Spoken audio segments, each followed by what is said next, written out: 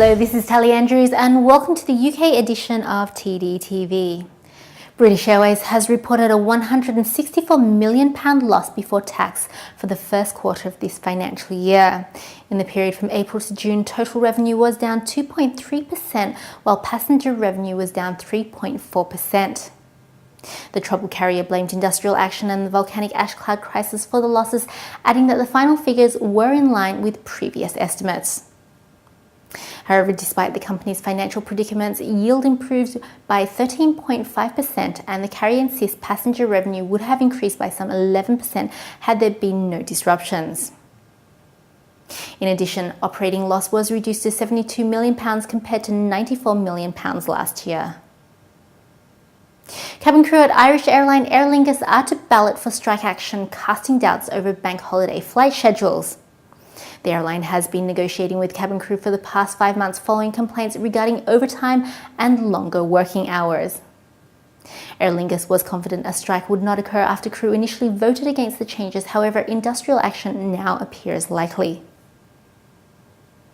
Meanwhile, Ryanair has announced it will release a €50 one-way fare, including taxes and charges for Aer Lingus passengers whose travel plans are disrupted by industrial action. Ryanair said it would add extra flights on busy routes if needed.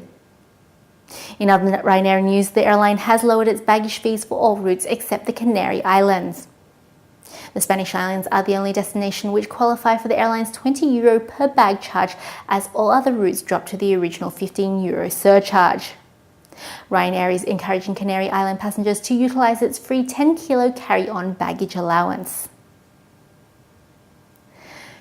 Travel content provider Columbus Travel Media has relaunched its digital consumer travel resource, the World Travel Guide, as part of its ongoing business expansion strategy.